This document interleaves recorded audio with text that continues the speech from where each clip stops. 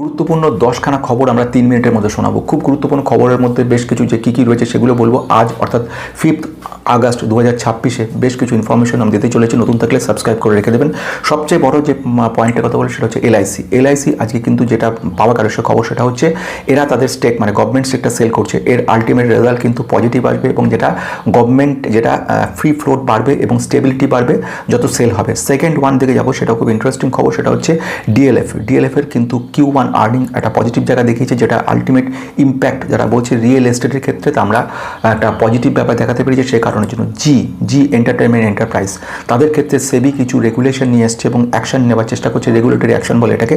এটা নেওয়ার কারণ হচ্ছে সিইও এবং ফাউন্ডার যিনি রয়েছেন তারা ইনভেস্টারদের একটা ম্যানিপুলেশন করার চেষ্টা করেছে বলে এরকম চিন্তা ভাবনা রয়েছে, সেন্টিমেন্ট তাদের অসুবিধায় ফেলেছে।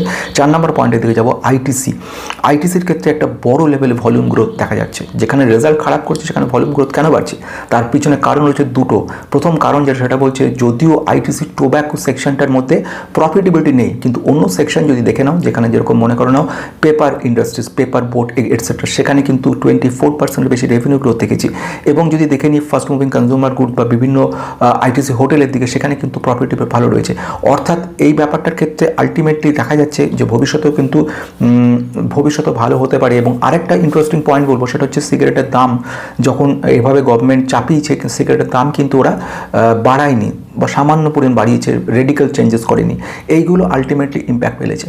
5 নম্বর পয়েন্টের দিকে যাব, ডিভিস ল্যাবরেটরির ক্ষেত্রে আমরা দেখতে পাচ্ছি স্ট্রং কোয়ার্টারলি রেজাল্ট এসছে, যেটা আলটিমেটলি কিন্তু ইম্প্যাক্ট ফেলছে। ভবিষ্যতেও এই কোম্পানিটি ভালো করবে, আর্নিংসটা বেটার জায়গায় রয়েছে, সো এক্সপেক্ট করা যাচ্ছে বেটার হবে। আরবান কোঅপারেটিভ 6 নম্বরের কথা বলবো। 6 নম্বর হচ্ছে আরবান কোম্পানিতে কিন্তু আর্নিংটা বেটার জায়গায় রয়েছে। যে কারণটা বলা হচ্ছে, যে কারণ হচ্ছে বিজনেস মোমেন্টাম দেখা গেছে, পজিটিভিটি কিছু আসছে, যে কারণের জন্য মনে হচ্ছে। 7 নম্বর কথা বলবো, গোটা ফাইন্যান্সিয়াল সেক্টরের কথা নিয়ে বলতে চলেছে। ফাইন্যান্সিয়াল সেক্টরে একটা পজিটিভ বুম আসছে। এনবিএফসি কিছু খুব ভালো রেজাল্ট করেছে এবং মাদার যেসব ব্যাঙ্কগুলো রয়েছে সেগুলোর রেজাল্ট ভালো রয়েছে, এনপিএ পার্সেন্টেজ কমেছে, এগুলো একটা পজিটিভ ব্যাপার তৈরি করেছে। 8 নম্বর পয়েন্টে যাবো, ক্রুড অয়েল। কয়েকদিন ধরে ক্রুড অয়েল কনস্ট্যান্টলি পড়ছিল, আজকেও দেখলাম ক্রুড অয়েল 5% মতো ডিক্লাইন করেছেন। তার পিছনে হচ্ছে ইরানের মধ্যে সমঝোতা চুক্তি, এখানে কারণ রয়েছে, যেটার ফলে গ্লোবাল মার্কেটের ক্ষেত্রে একটা পজিটিভিটি রয়েছে। 9 নম্বর পয়েন্ট হচ্ছে Q1 আর্নিং আমরা দেখতে পেয়েছি যে কম বেশি সব কিছু কোম্পানির ক্ষেত্রে Q1 আর্নিং আমাদেরকে একটা পজিটিভ জায়গা দেখিয়েছে।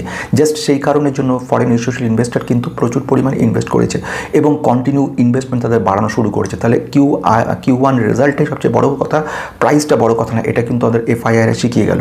10 নম্বর পয়েন্টের দিকে যাবো, সেটা হচ্ছে আইপিও মার্কেটে নতুন করে যে আইপিওটা ঢুকলো তার নাম হচ্ছে আরডি ইন্ডাস্ট্রিজ। এই আরডি ইন্ডাস্ট্রিজ যেটা রয়েছে সেটা হচ্ছে আজকে থেকে সেটা খুলছে। এক্সপেকটেশন থাকছে যে